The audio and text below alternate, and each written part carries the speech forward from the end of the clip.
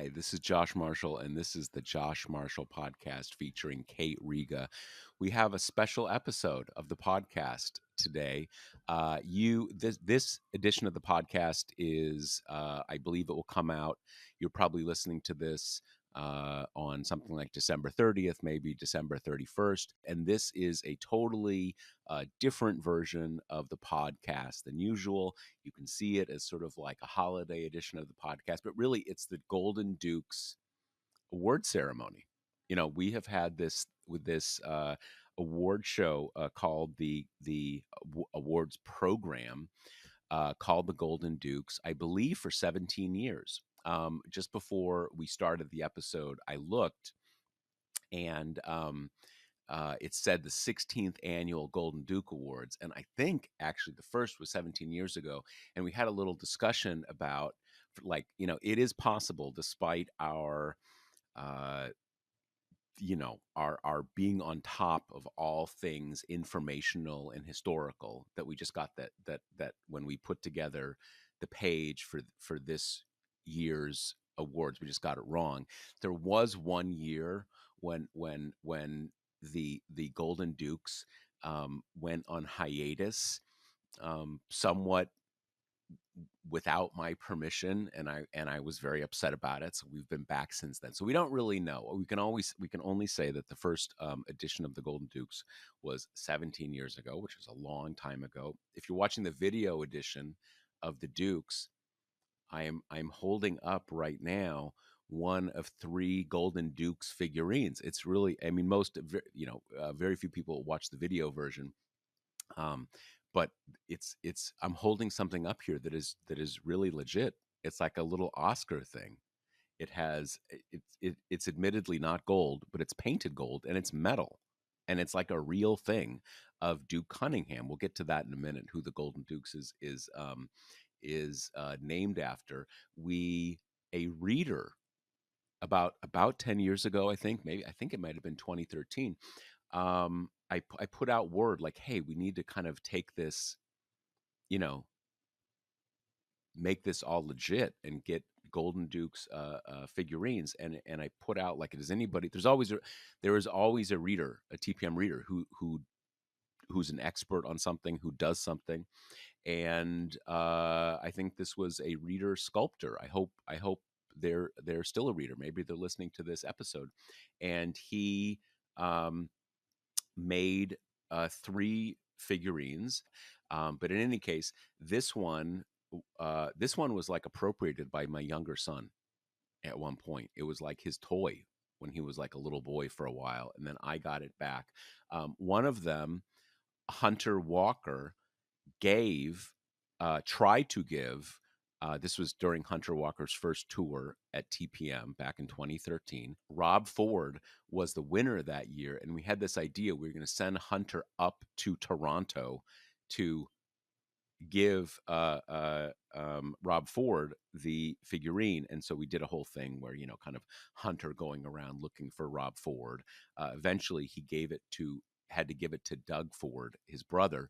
In any case, this whole thing is sort of a fun thing we do because it has always been something that's important to me about who we are as an organization, that we're not aghast and disturbed and troubled by scandals. We love them. We luxuriate in them. We that is either clear to you why that is a good thing or it's not, but that's kind of near and dear to my heart and something that I think is important about the organization. There's a kind of a tabloid aspect to what we do. The word tabloid has a bad name, but to me, a tabloid is a great thing, and you can be what I have always hoped TPM could be is sort of like a tabloid for smart people, right? For who are serious about politics, but also like the sort of the combustive and in your face aspect of it. And that's really kind of what the Golden Dukes is about. So Kate and I this year are doing the awards ceremony this way. So we're going to kind of tell you a little about the awards, and then we're going to go through and tell you who the winners are. So Kate, it's sort of shocking that we have traditions here that are 17 years old. You have been with us for a number of years now. What does the Golden Dukes mean to you? It's funny because I've always really been on the periphery of them. Like, they have kind of stayed in the province of our publishing team a lot, which is, separated from the editorial newsroom. And then sometimes it'll kind of bring in someone from edit to do the writing of it all. But this year is my greatest involvement in the Duke. So, I just say happy to be here, happy to be given the opportunity. Thanks to the Academy, all of Yeah, I that. hear you. That makes sense. That makes sense. That makes sense. Okay, so we are going to go through the scandals, and we're going to this is a virtual envelope thing. So we're going to kind of trade back and forth, introducing who the nominees were, and Kate's gonna go first. And to be clear for our listeners, we don't know the winners ahead of Yes, time. So very. Yeah, Jackie, we our will find out in producer, real is time. is going to unfurl the virtual envelope. So we're Yeah, on this ride alongside you. yeah. Okay, so our first category is best scandal general interest. And one thing that's funny about these categories versus earlier iterations of the Dukes is it used to be, more low-hanging fruit in terms of the wacky mayor of Toronto and a one-off member of the House, and now like so many people on this list, actively control the levers of power, and so that's a fun twist. I was thinking the Yeah. same thing, and that is kind of it's put the Dukes into this kind of uncanny valley because, to a great extent, not always, but to a great extent, the Dukes were always people who, if you were an award nominee, you're kind of on the losing end. Not in the Dukes, but in the real world, you're probably going to jail or you've been driven from office and stuff like this. But we are in a different era, and kind of this category is an example of that. That the people who are winning are in control, and they're probably not going to be not in control. So yeah, it the Dukes has had to evolve with the times. Exactly. So the nominees for Best Scandal General Interest are John Roberts and the right wing justices for making Trump above the law while embracing his court's own corruption, Elon Musk, the world's richest man and Trump's newest lackey, the billionaire owners of the Washington Post and LA Times for suddenly deciding not to endorse for president and barely hiding their motives for doing so, Donald Trump, If you have to ask, you're a low information voter. And former Senator Bob Goldbars Menendez for not learning his lesson the first time and being indicted for the second time in 10 years on corruption charges. And the winner is John John Roberts and the Roberts. right wing Ah, interesting, justices. interesting, Come on interesting. up, Yeah, yes, John. yes. It's definitely, I have to say, they earned it. I think I agree with the Academy on this one. Um, what I was gonna say about this one is that I kind of this is a weird category for me this year because like with in a way Bob Menendez, who it didn't happen for, is kind of the only traditional nominee. Like you can point to a specific thing, the gold bars, the indictment, going back to to the trough. You not just get in trouble once, but you get indicted once, right? You're not the youngest guy. Can you keep your nose clean for like a couple more terms? But In your an thoughts on Menendez? entirely Yeah. safe Senate seat that Yeah, yeah. all you really have to do is like not be egregious and you're set for life. Your reelections aren't going to be hard.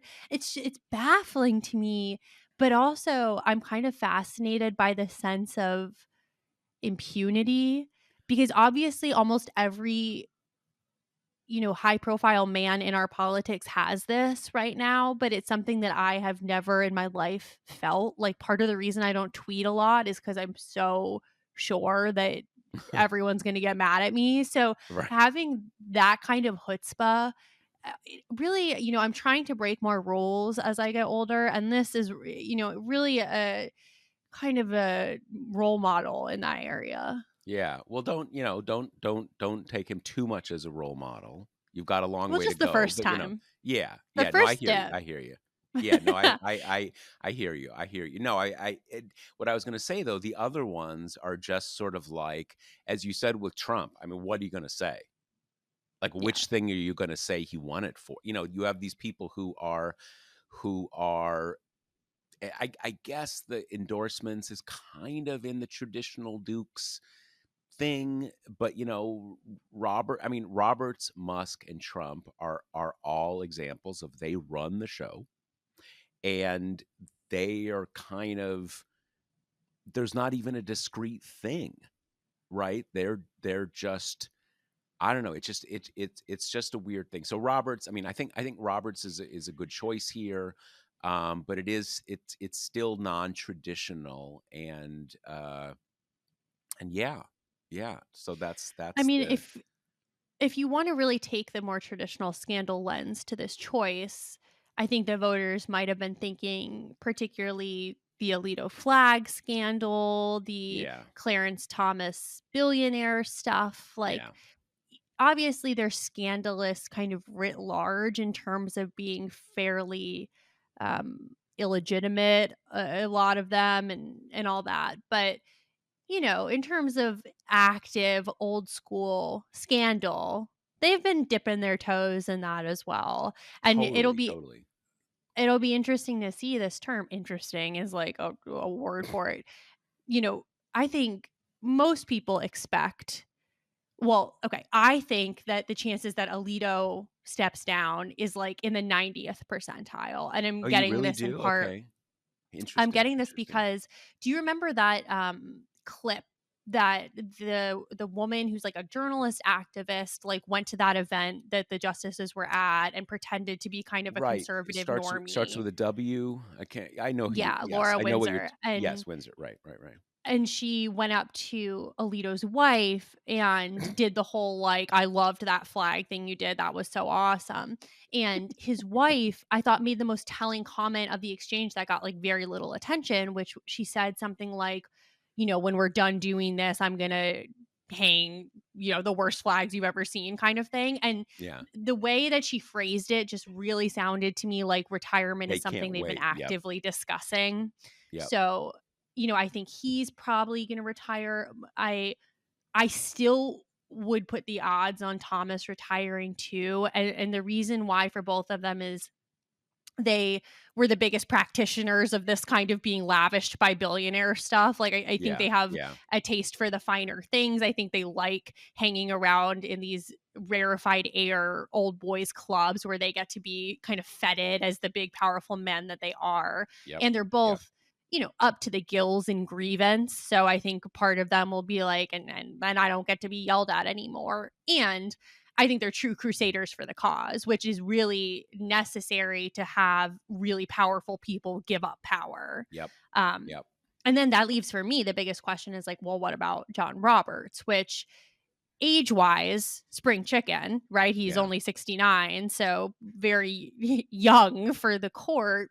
Um, and I think what has me like, my kind of countervailing thoughts here are on the one hand, the job has gotten more thankless, right? I mean, criticism kind of rains down all the time. The court is at its lowest ever approval. I do think things like that bother him. And then the other side is I can't quite assess his level of delusion about the whole thing. There was Right. that big Right. New York Times story that came out after the immunity decision where he was like rocked by the reaction. He really thought the general public would be like, yeah, that's totally reasonable. That makes sense. Yeah. That Roberts thing, that is kind of an uncanny thing for me because when he said those things, I was sort of like, are you trolling us?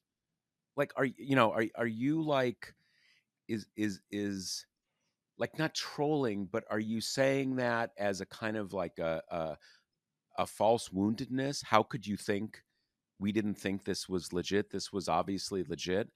But there is that possibility that in fact they're so in a bubble and so out of it that they thought that sort of that thing where Trump kind of says like everybody wanted me to send it back to the states and everybody's totally excited.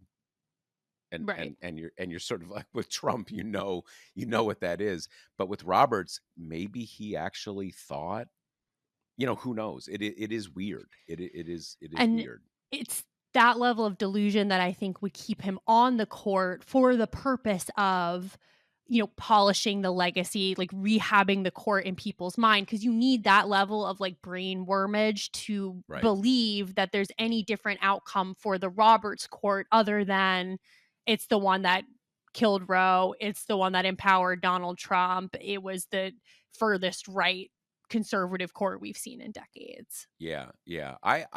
It's interesting because you follow this much more closely than I do, so I suspect you're right. I obviously I knew this was a possibility.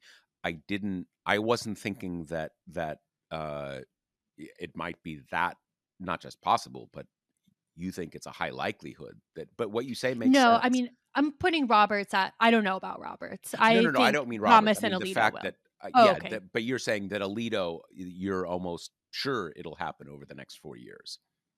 I mean, That's where sure my is money a strong is. statement, but And if I'm you're confident.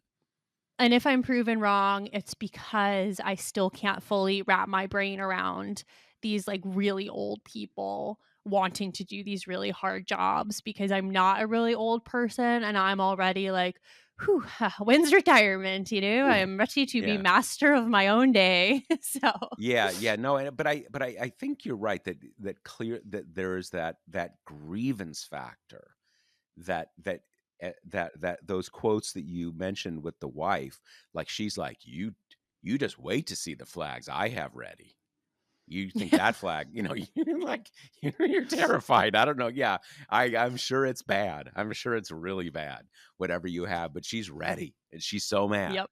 that they've been so mean to her and everything. So yeah, Exactly. All there you right, go. let's do Okay, our next so category. next Josh, scandal. do the So honors. now, yes. So we are now best scandal, sex and generalized carnality. This is an old Golden Duke's favorite. topic sort of speaks for itself. We're talking about sex scandals. So with the nominees are the Zieglers, the Moms for Liberty swinging threesome down in Florida. Uh, I think everybody knows this story. A pretty good, pretty strong nomination. Second, you have Matt Gates, um, for I think we know what for, and this is here's where you get I think some uh, some interesting Golden Dukes history. And there was a I think there was a year a few years ago where I think we did not have this. Basically, we didn't have a version of this category in the sort of the height of the Me Too era, basically.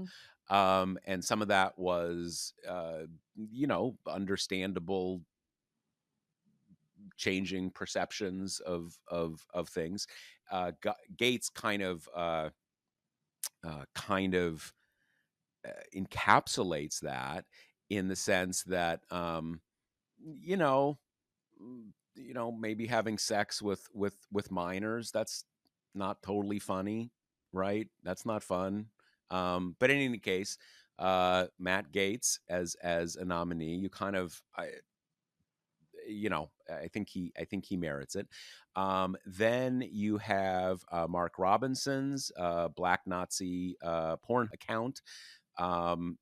Mark Robinson, member, the governor of the nominee for governor, Republican nominee for governor of North Carolina, had all of I think Hunter Walker back in 2023 did a sort of a cull of the guy's social media accounts, and it just not so much sex related stuff, Nazi stuff, really racist stuff, and he's African American, so I that's a kind of a there's almost like a special achievement award, if you're like super racist against black people and you're African American. That's so anyway. As we know, it came out a few weeks before the election that he had, I guess, a kind of a uh, African American porn niche site uh, uh, discussion board where he let his kind of freak flag fly. Blah blah blah. That's one, and then the last one is RFK Jr. for just being him and having not kind of any one thing, but just a ton of affairs and just being a freak and not just a ton of affairs. Like a lot of these things kind of not quite clearly criminal, but not great. So okay, so I have a favorite here. I'm not going to say who it is, but Jackie, let's do the honors here.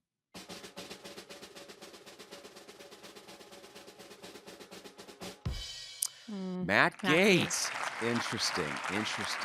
That I think we is might have yeah. some recency bias in this choice. Yeah, I have to say my favorite was the Zieglers. I That to me is open and shut, and I do feel like if we were closer to that scandal, they would have really been in contention here. And I mean, I just like that scandal, but also that is like eh, there's a dimension of not funniness because what got them into this scandal was the accusation that he had uh, assaulted, raped this other woman who they were trying to have a threesome with.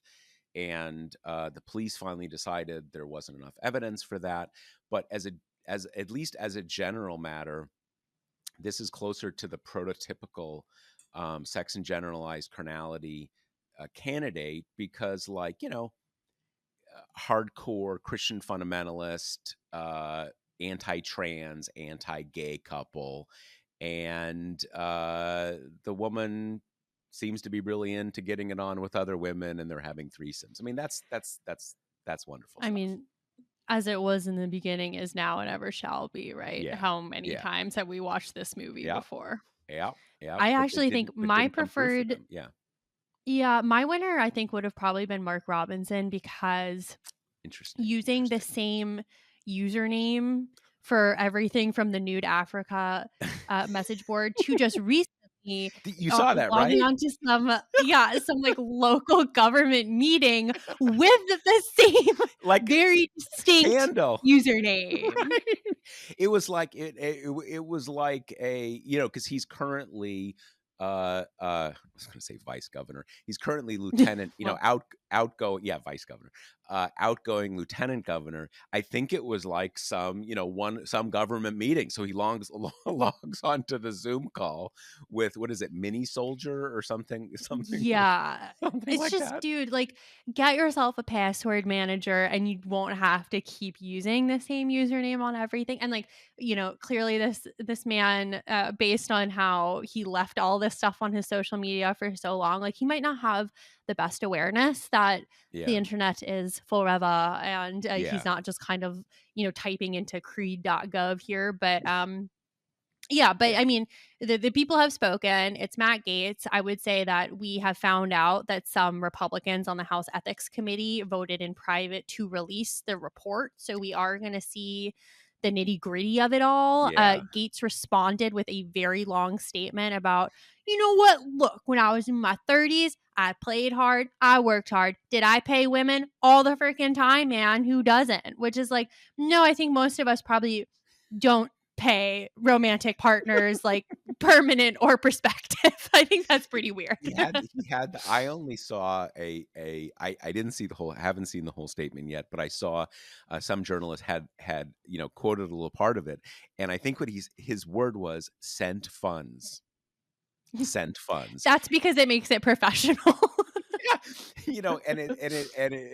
It's and I think he said like some girlfriends, some not girlfriends, but who just asked for funds.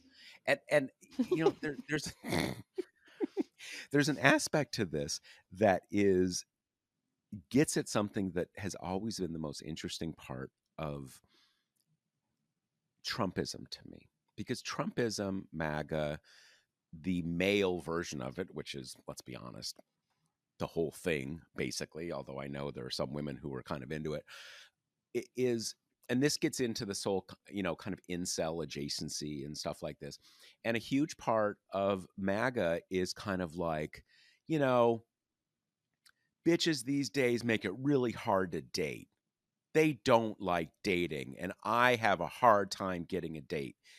And I don't know, maybe I'm from a different generation, but when I hear that, I'm like, dude, everybody's had a dry spell, but are you showing off about that? I mean, like, that's kind of pathetic. Like, I'm having a hard time getting it. Like, what? Or kind of like, yeah, of course I sent funds to my babes. And I'm like, dude, like, I'm all for like, consenting adults, what works for them. But like, that's not impressive.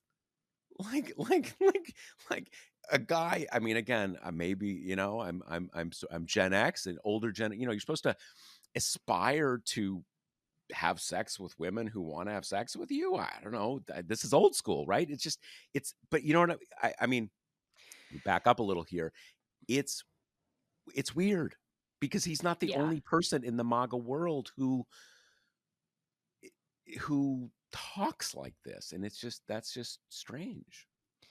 I mean, it's kind of almost a modern day iteration of the like pickup artist culture from Yeah. earlier in the 2000s, where it Yes. was like, Yes. here's how you like trick and batter women into sleeping with you. And it's like, cool. Like, no, that sounds great. Like, I'm sure people who are, lonely and looking for love are getting misogynistically detoured into this, like, and here's how you pull the rug out from under her. It's like, that sounds awful for everyone involved. And Matt Gaetz is like, he comes from a really wealthy family, like he has grown up rich, and for him, it's seemingly this really transactional idea of, maybe not love, but relationships is like totally par for the course, maybe even like a cool power move. It's like, it's very, as you say, like kind of this Elon Musk, like manosphere thing where it's like, it's a flex to pay for my women. And it's like, well, wouldn't it maybe be a flex if like women didn't need To be financial compensation to be in your presence? Yeah, it is in, because obviously there are two contending things here. There is the, very right uh, and very relevant feminist critique, and I mean feminist in the broad church, that kind of everybody should be feminist, kind of like, don't treat women like meat, right? That you're just kind of buying on on Venmo or something like this. Um, coming from I completely agree with that, but coming from just my own uh, upbringing and world experience, like, dude, don't be pathetic. Like, dude, that's pathetic. Like, as a man, from a different thing, but not contradictory. Kind of like, I don't know, like, that's pathetic. Like, and the fact, I don't know, it's. But this is Well, probably why he's the winner, because he brings together a lot of totally. achievement. Yeah, I mean, and yeah. my favorite, quote unquote, kind of favorite chapter of the Matt Gaetz thing where was when I think it was Mark Wayne Mullen was on TV and he was talking about how Gates would just like show off nudes on the floor. And he was like, yeah, and everyone would be like, great, Matt. Like, what are you expecting? Like, what do you want? Like, it is really funny to me, this idea that he's like scampering around like a puppy, being like, guys, look. And everyone's like, cool. Congrats. Well, Like, you can get see that, away from me. yeah. Well, you can see that even in, I mean, unfortunately, I think we know that, like, young guys do that kind of stuff, and a lot of old guys. I mean, we found out that RFK Jr. got himself into a scandal earlier this year by doing that, but he's also a freak degenerate weirdo. At least we've established that, right? So it's not totally shocking. But, like, lots of bad stuff happens in high school, and people, you know, share stuff, and people get humiliated and awfulness. But it's interesting to me that even deep in the heart of MAGA, among the 40 somethings on the House floor, you've got even this Mullins guy's like, dude, what are you doing? Like, what? Okay, Like, psycho. yeah, totally. All right, so Okay. that's our So second scandal. Matt Gaetz. our Congrats. next award is Best Scandal Local Venue, and here are the nominees. Outgoing Congressman Anthony Esposito from New York, who is currently gunning to be Trump's DEA administrator and who employed both his mistress and his fiance's daughter in his office at the same time. We Yeah. have Ryan Walters for his entire existence as Oklahoma superintendent, but specifically for trying to purchase 55,000 Bibles for 43,000 classroom teachers in the state, with specific requirements that few versions of the Bible appear to meet the exceptions. Two versions endorsed by Donald Trump at $60 and $90 a pop. A reminder to listeners, you can get the Bible for free. New York Mayor Eric Adams for It's out of buffoonery copyright, range. Yep, the Bible. exactly. It's, yeah. You can get it. You can Google it. It's there. Yeah. Yeah. Uh, okay, New York Mayor Eric Adams for buffoonery ranging from such relatively minor things as lying about being a vegan, lying about where he lives, and lying about carrying a photo of a fallen officer in his wallet, to more major things such as allegedly committing bribery and campaign finance offenses in connection with the members of the Turkish government. How would we describe Eric Adams in one word? Eric Adams. And rounding off our category, South Dakota governor and incoming DHS secretary nominee Christy Dog Killer Nome, who shot her puppy for the crime of killing chickens but not pheasants, and shot an unnamed goat so badly that she had to go retrieve another shell after leaving the animal wounded in a gravel pit. R.I.P. Cricket and unnamed but no less missed goat. Now And our let's winner hold off. No, is no, no. Hold off, mm, Jackie. Hold off a second. I want to, before we hear the winner here, I do think this might be an example. I mean, maybe Kristi Noem is gonna win, but I do think this might be an example where if she doesn't win, we're back to recency, because I all think right. this is a pretty strong contender. So now we All can right, hit find. us, Jackie. Let's do it.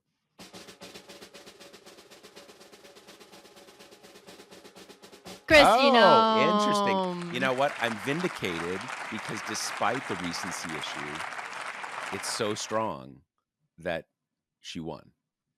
right? It's just standout.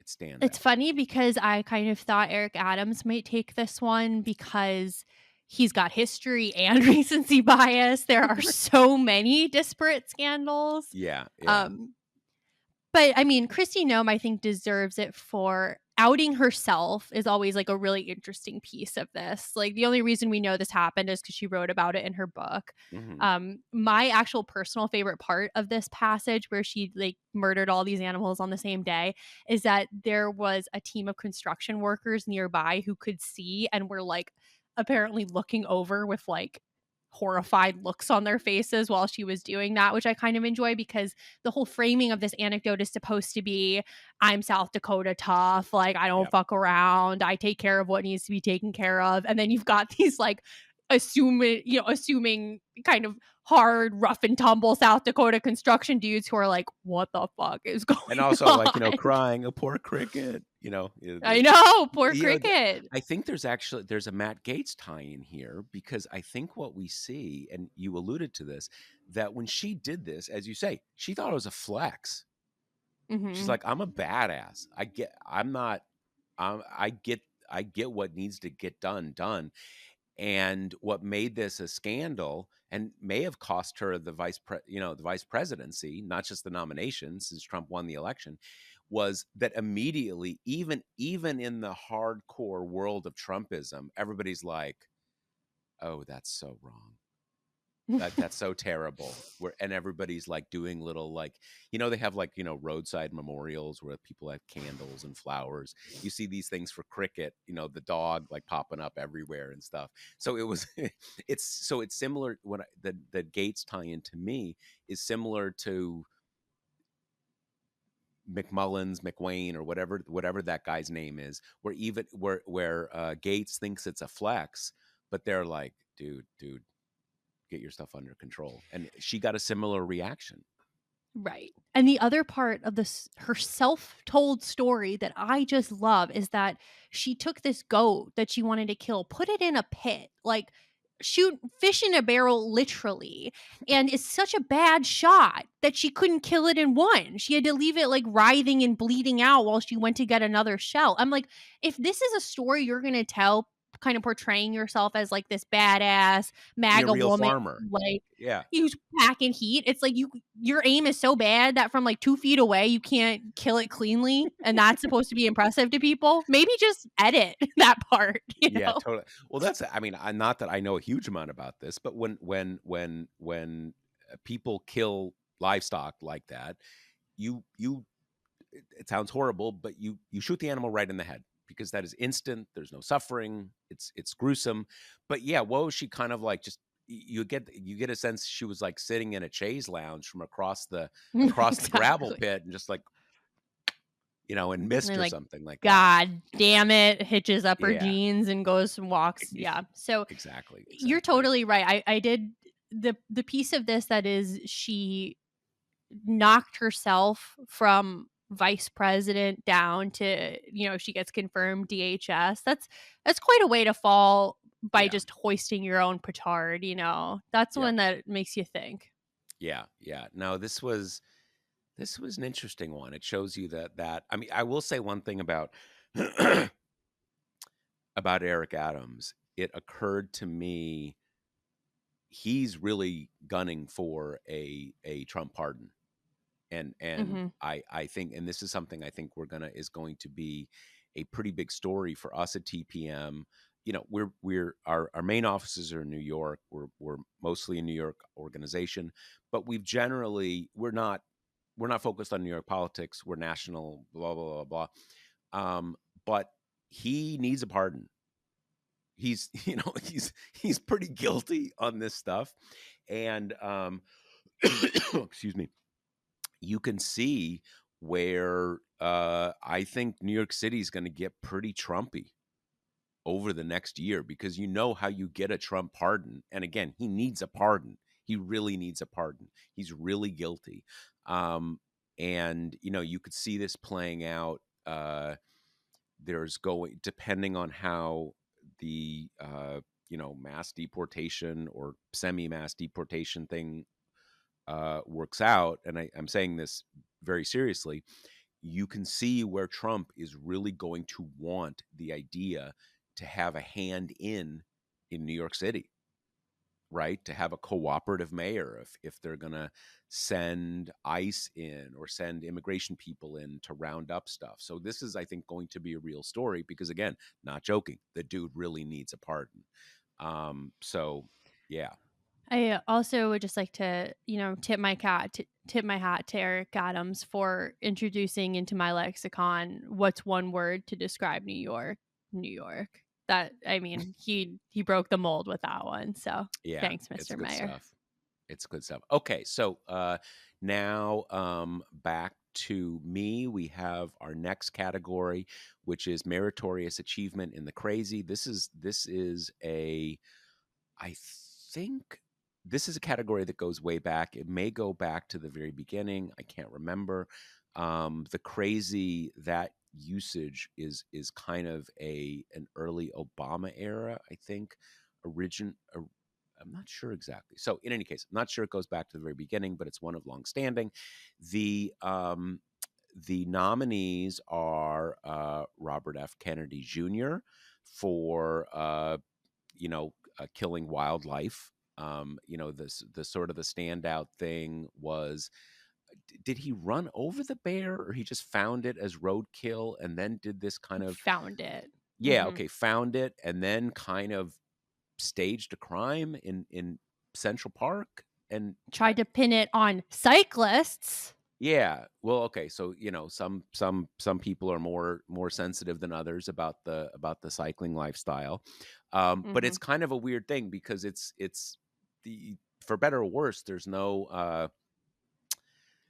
not really a punishment for running over a bear, certainly not for finding a bear. So it's a very Robert F. Kennedy Jr. thing of sort of like it's weird and it's kind of sad and gross and why were you even doing it kind of thing, kind of Churchill, what is it, mystery inside an enigma and inside a riddle kind of thing. In any case, Robert F. Kennedy Jr. First, Nancy Mace's anti-trans crusade. um, we've seen this. It's funny. There's a lot of anti-trans stuff in Republican politics, obviously these days. I would say that her is it Sarah McBride is her name? The Okay, Sarah McBride, who's incoming freshman representative, the first out will be the first out trans member of Congress, I believe, certainly for the House. Um, I really think Mace's thing with her is cruel in a way that kind of exceeds almost anybody else in Republican politics, and just it, and as someone else brought up, like a year and a half ago, she's like, "Yeah, I'm totally down with trans rights." So Nancy Mace is cynical at a level that is, you know, uh, uh, is in her own category.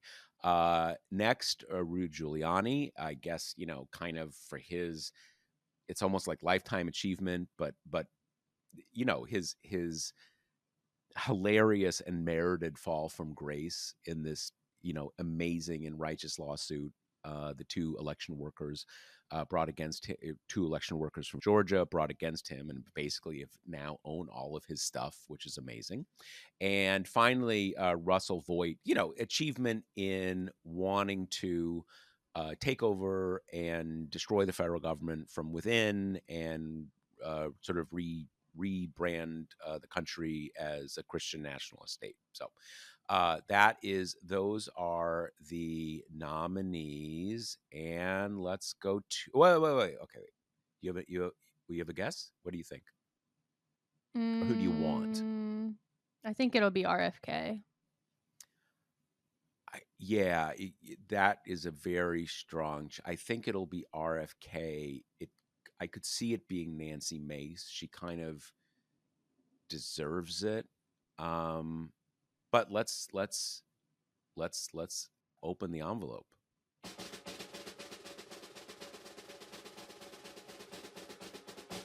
RFK, good call. RFK. Good call. Yeah, Yeah. I mean, the best part of obviously he had the bear, he had the whale, he had the brainworm, but the bear one was really special because he found out that someone was gonna do a piece on the bear thing, and so he tried to pre-butt it with this video release, and I'm sure some of our listeners have seen it. He's telling an increasingly flabbergasted, Roseanne Barr Oh, right, right, right, this right. story, and every time the camera pans to her, she who is as brainworm as they come, Yep, like, yep. clearly all over her face, like, "What the fuck are you talking about?" Because every detail he adds in the story is increasingly bizarre. Like he starts out kind of, we found the bear, I wanted to cook it up, and he's like, that's just kind of the hick in me. And it's like, who are you fooling? You are a Kennedy. And then he says, but we had to go to Peter Luger's, so I had to like drop off the bear because I was going to the airport from Peter Luger's, which is like, what schedule is this? Why is this your evening? And so he plants the bear in the park and then puts an old bicycle on top of it to make it, I guess, appear that a cyclist hit this bear and killed it. Why said cyclist wouldn't, take the Take bike their with bike. them onwards? I guess he didn't really spend any time on. So, the someone walking in the park had this horrific discovery because it's a bear cub, it's sad and whatever, It's and like also not calls, like like a squirrel. A bear cub is right, it's pretty a big, pretty like, despite being a cub. exactly. Yeah. And police find it and are pretty clear pretty quickly like, "Yeah, well, the bike has nothing to do with this," pretty obviously. And it was, like, in local news and everything. So, it's just one of those things where you're just like, I think he's really deserving of this category because as much as Nancy Mace's stuff is, as you say, so cruel, there's her incentive is obvious, right? She is Yeah. addicted to attention and will do absolutely anything to get it. We learned this from, I guess, she brought up the fact that AOC has spoken before about that she was sexually assaulted and that it was really important that she had access to abortion when that happened. And Nancy Mace brought it up in some horrible way. And AOC said that she like pulled her over on the side and was like, "Why? That was awful. Like, what are you doing?" And Mace was like, "Oh, just points on the board, just a game."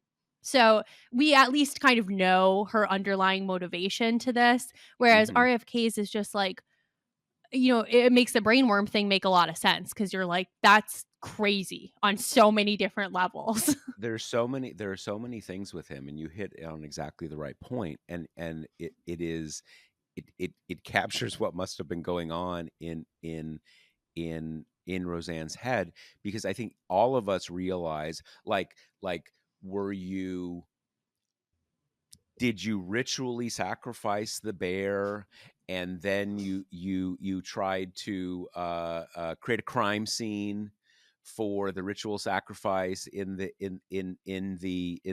Central Park?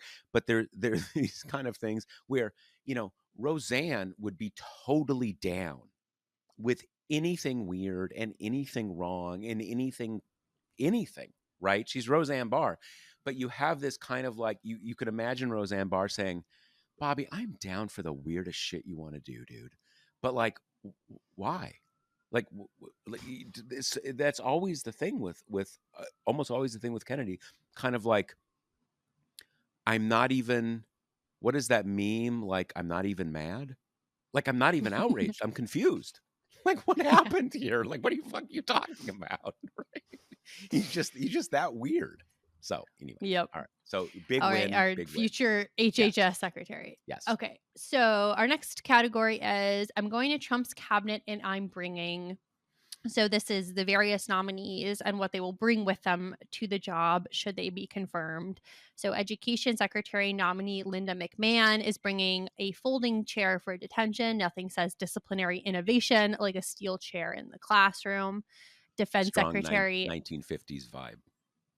yeah, and for listeners who might not know, she's involved in WWE, so The just a CEO of chair the tie-in. retired CEO of WWE. So yeah, Right. yeah. So next we have Defense Secretary nominee Pete Hegseth, who is bringing one bourbon, one scotch, and one beer, unless he's confirmed, in which case he has promised that he won't drink anymore, which some have pointed out online is about the most alcoholic thing you can say. Put me in charge of the Pentagon and I'll never drink again. Yeah, yeah. Um, It's a great DNI, intro to your first AA meeting. You'll never yeah, believe how I exactly. ended up here. Yeah. Okay. All right. Right, record scratch. Yeah. DNI nominee Tulsi Gabbard is bringing the salvation of Bashar al-Assad, which that was a reader submission, and I really think they summed it up quite nicely. Yeah. Yeah. And And lastly, once again, RFK for bringing his deputy, the brainworm. yeah. Okay. So let's do it.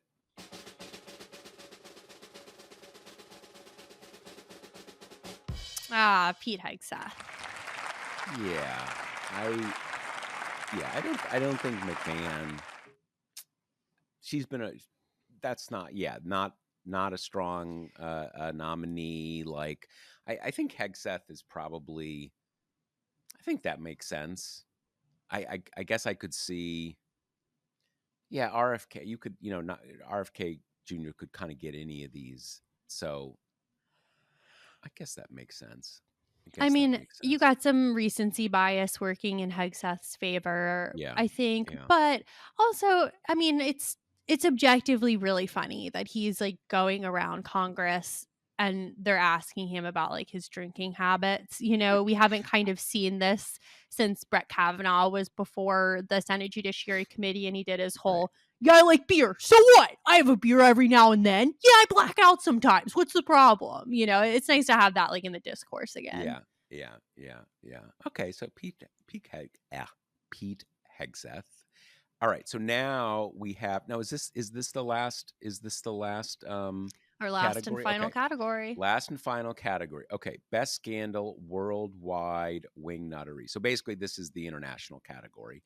And the nominees are, so the first nominee is Tucker Carlson.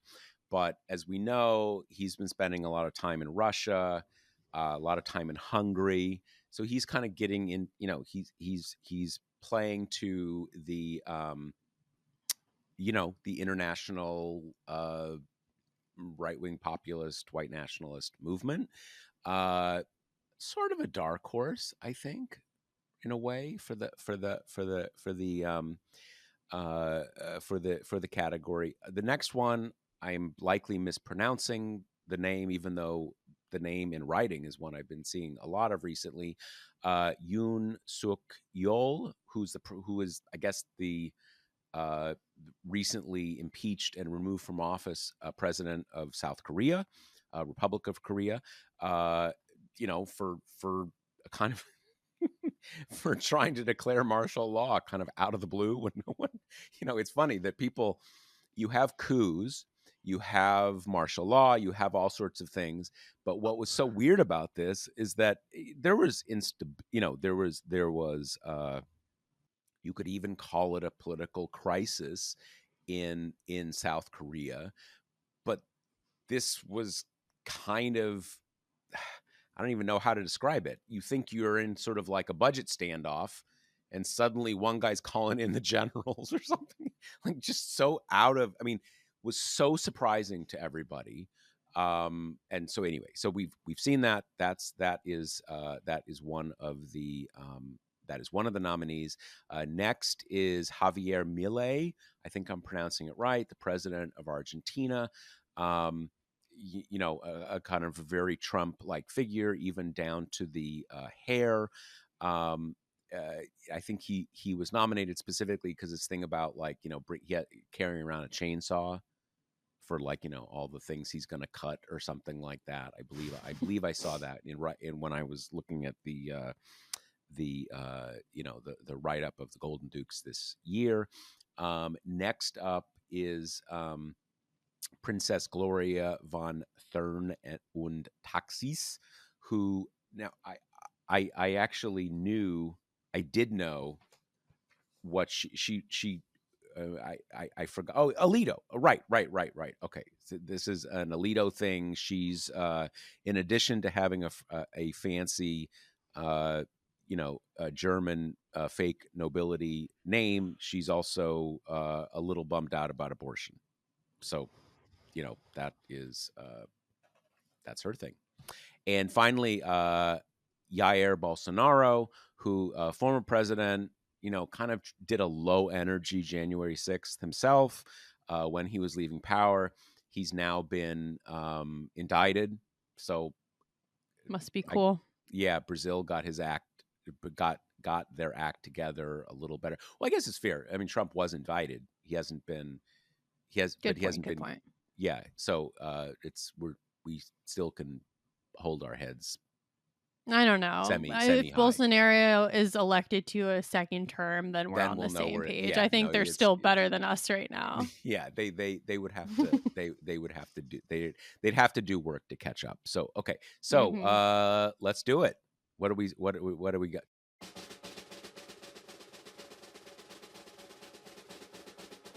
Tucker Carlson. I guess I was wrong calling him a dark. Okay, but I mean, in fairness, dark horses. What makes you a dark horse is that you're a contender, but no one realized you're a contender. So I guess Hmm. there's some logic to it. Interesting. Does that surprise you? I would say maybe not because he is the most like TPM Yeah, character on yeah. this list. He's part of the cinematic And universe. right. And the Yeah, heel turn from being fired by Fox News, which I still to this day am surprised by, and I still feel that we have not seen yeah. The the ex- true explanation the for it. explanations made no sense. No sense at No all. sense, No sense and at all. nothing's come out since. I am still baffled by it. But the heel turn from doing that to like the kind of pathetic Twitter space interviews with like Cat Turd.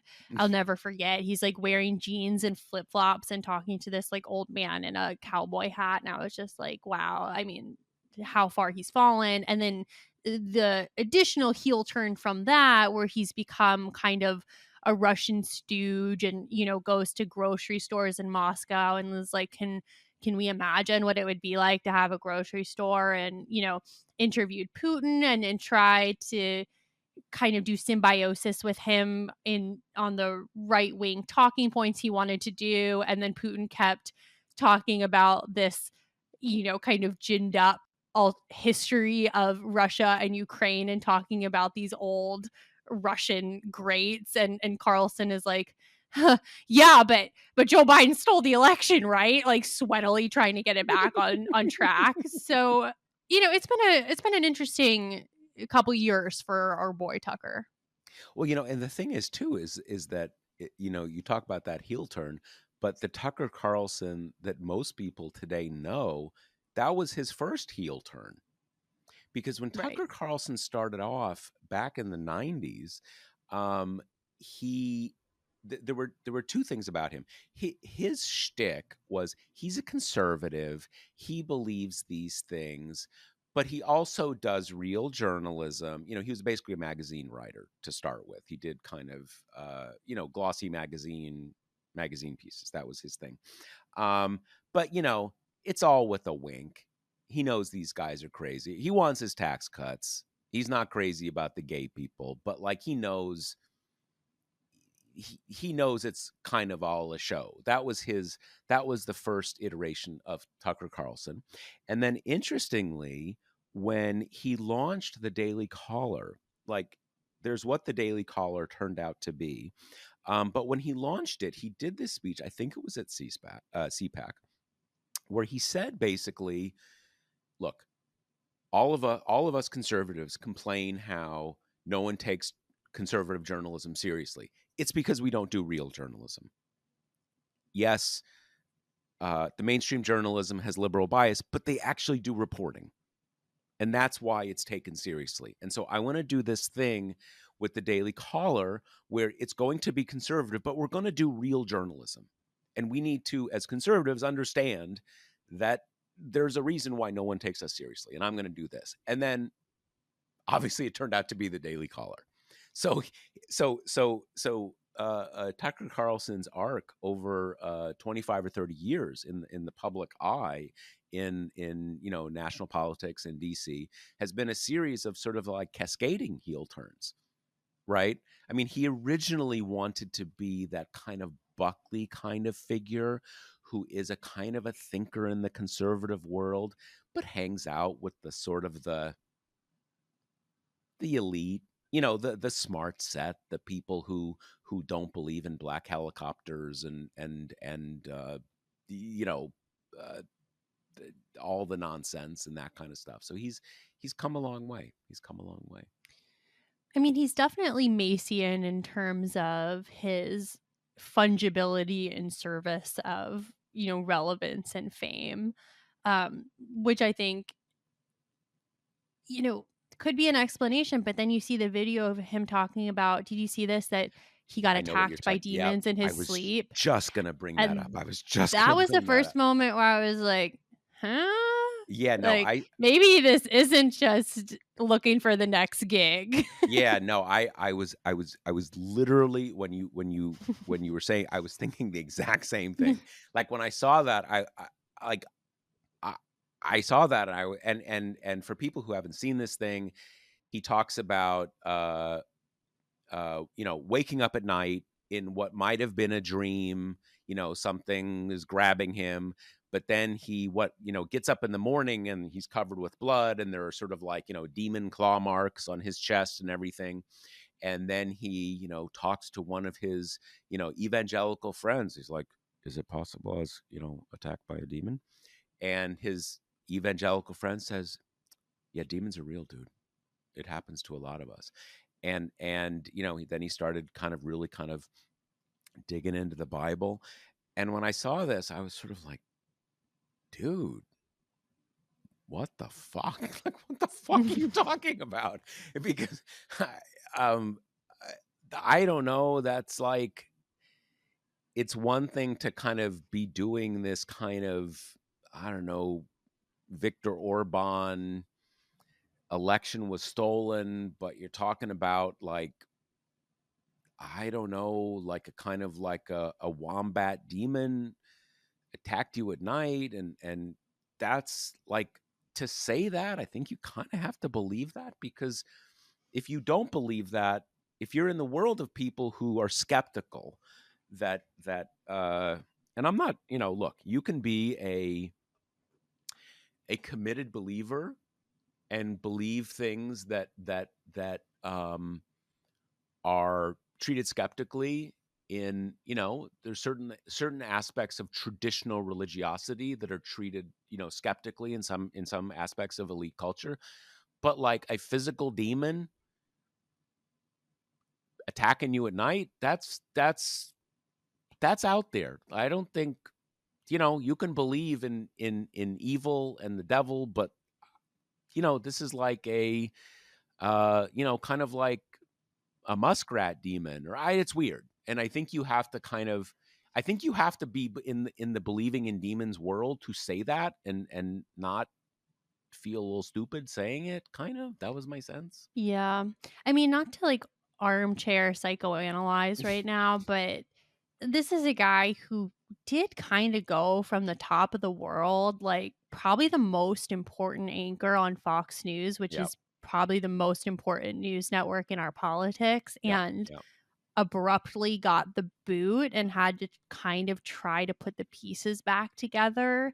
And it really has been an instance of like, there's so much cancel culture whining, but this was a case where like losing that platform has really affected his power and relevance. And I think for someone who dedicated his whole life to accumulating it, I wouldn't be that surprised if there's some degree of spiraling going on right Mm-hmm. now. And maybe Mm-hmm. this is a manifestation of that. No, eh, to go back to what we said a few moments ago, I don't think we have any idea why he was fired. The explanations for it are absurd. And I think that, sometimes this is a weird analogy, but, Keith Olbermann, I think, was eventually I this will sound like a criticism. I like Keith, but he's had a combustible employment history, right? But he always comes back with another gig, right? But when you're Tucker Carlson in that gig, there is no other gig. There's no other. You're not going to go over to ABC and do that, right? That was the only place you could do that. And as you say, it was like he was the guy. He was the guy. And I think many of us think that if you're so successful, no one wants to be fired, but if you're so successful, you kind of take it on the chin, like, oh, I'm bigger than you, Rupert Murdoch. But I think you're right. That was it, he was clearly totally shocked when it happened, like didn't know what had hit him, was humiliated. So I think you're right that is. I'm not gonna defend where he's gone or take the side of the demon, but I think you're right. That's gotta you know fuck with someone, even someone who's got a huge ego that has a lot of ego defenses and everything, and even someone who's in a perverse way had a lot of success. That's got to do a number on anybody.